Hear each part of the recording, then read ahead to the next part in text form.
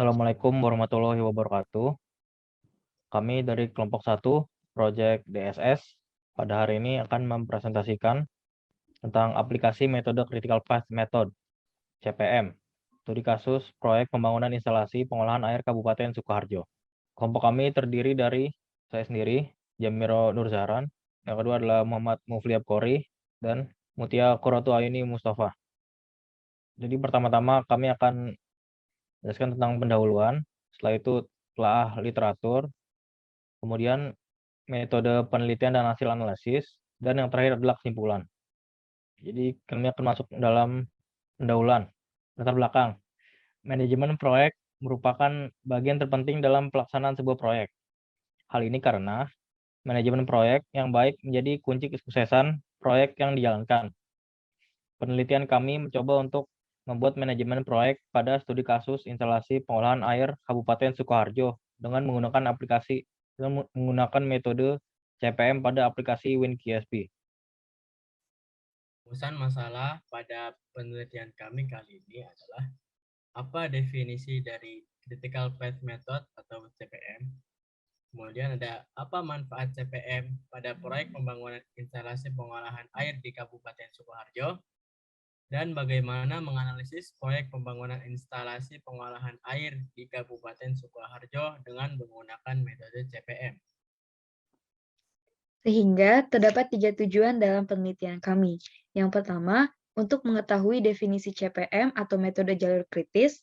Yang kedua, untuk mengetahui manfaat CPM pada proyek pembangunan instalasi pengolahan air Kabupaten Sukoharjo.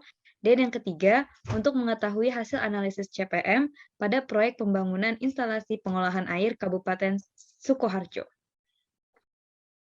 Selanjutnya, kita akan memasuki telah literatur. Instalasi pengolahan air atau yang disebut dengan IPA atau dalam bahasa Inggris disebut dengan Water Treatment Plant, WTP, adalah suatu sistem atau segala perlengkapan dan peralatan yang berfungsi untuk mengolah air dari kualitas sumber air baku yang masih terkontaminasi agar dapat mendapatkan perawatan supaya menjadi air dengan standar mutu yang siap untuk dikonsumsi. Yang pertama ada koagulasi. Proses koagulasi pada instalasi pengolahan air dilakukan proses destabilisasi partikel koloid. Karena pada dasarnya sumber air baku biasanya berbentuk berbagai koloid yang terkandung di dalamnya. Yang kedua ada flokulasi. Proses flokulasi pada instalasi pembangunan air dilakukan pengadukan lambat slow mixing. Ketika melakukan slow mixing, aliran air harus lambat. Untuk meningkatkan efisiensi biasanya ditambah dengan senyawa kimia yang bisa mengikat gumpalan. Yang ketiga ada sedimentasi. Dalam instalasi pembangunan air, terdapat proses sedimentasi yang berfungsi untuk mengendapkan partikel koloid yang sudah didestabilisasi oleh proses koagulasi. Yang keempat, ada proses filtrasi. Proses ini bertujuan untuk melakukan penyaringan pada instalasi pengolahan air. Biasanya menggunakan teknologi membran. Selain itu, ini juga bisa menggunakan media lain seperti pasir. Pada teknologi membran ini terdapat beberapa jenis filtrasi. Ada 7, yaitu multimedia filter, ultrafiltration system, nanofiltration system, microfiltration system, dan reverse osmosis system. Dan yang terakhir adalah disinfeksi. Walaupun air sudah melewati proses filtrasi, namun masih terdapat bakteri serta kuman yang masih tetap hidup. Oleh karena itu, pada instalasi pengolahan air dibutuhkan senyawa kimia yang dapat mematikan bakteri dan kuman. Biasanya dilakukan penambahan klor, ozonisasi, UV, ataupun pemabasan.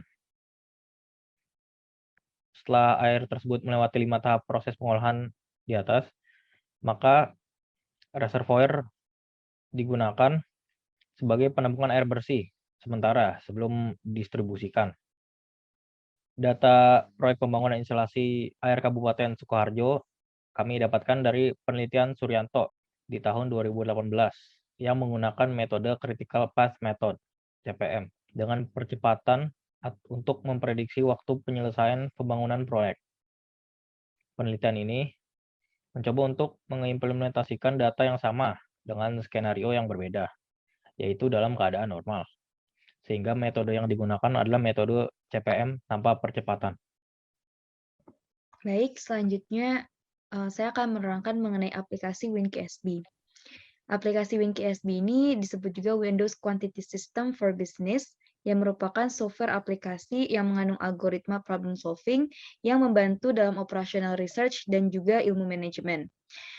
Aplikasi WinKSB inilah yang akan kami gunakan untuk mengaplikasikan metode CPM pada studi kasus kami. Selanjutnya ada CPM atau Critical Path Method. Dikutip dari Indonesia Productivity and Quality Institute atau IPQI pada tahun 2014, CPM merupakan sebuah algoritma yang digunakan untuk mengendalikan serta menjadwalkan aktivitas beserta anggaran biayanya, dengan tujuan pekerjaan yang telah dijadwalkan dapat diselesaikan secara tepat waktu dengan biaya yang sudah ditentukan. Nah, ada beberapa manfaat dari CPM, seperti CPM bisa memberikan tampilan grafis jaringan alur kegiatan. Kemudian CPM dapat memprediksi waktu penyelesaian. Dan CPM juga dapat menunjukkan alur kegiatan yang vital bagi keseluruhan proyek. Langkah-langkah dalam perencanaan proyek dengan metode CPM. Pertama, kita harus menentukan kegiatan proyek. Kemudian, membuat diagram jaringan dan menganalisa prediksi waktu penyelesaian. Kemudian kita juga harus menganalisa jalur kritis proyek tersebut. Selanjutnya ada metode dan hasil analisis. Di gambar ini adalah data yang kami pakai dalam pembuatan proyek CPM dengan total 47 aktivitas. Di kolom pertama ada activity number, itu nomor aktivitasnya. Yang selanjutnya ada kode aktivitas. Jadi kami kodifikasikan aktivitasnya menjadi huruf-huruf tersebut. Lalu ada nama aktivitasnya. Setelah itu ada kegiatan pendahulu aktivitas tersebut.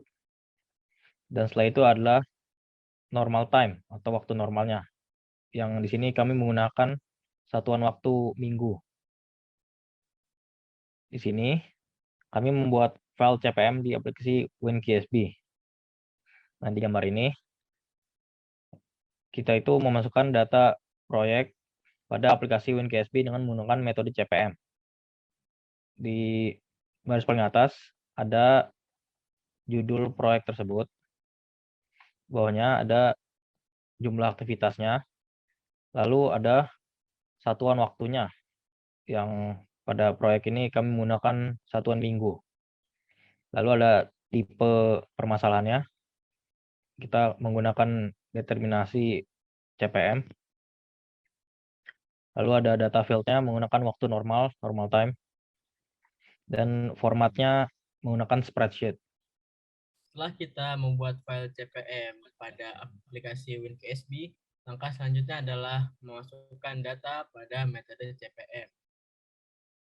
Selanjutnya, data aktivitas dan waktu yang diperlukan untuk menyelesaikan masing-masing aktivitas dimasukkan ke dalam CPM.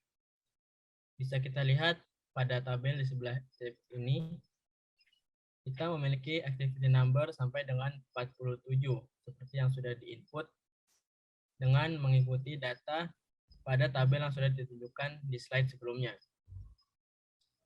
Dan juga ada activity name yang sudah kita kodifikasi sehingga dapat dimasukkan ke dalam tabel CPM. Kemudian ada immediate predecessor atau pekerjaan pendahulunya, dan kemudian ada normal time atau waktu normal yang dibutuhkan untuk menyelesaikan sebuah pekerjaan tersebut. Contohnya pada activity number nomor 3, activity name B2 itu belum bisa dikerjakan kalau immediate predecessor-nya atau pekerjaan pendahulunya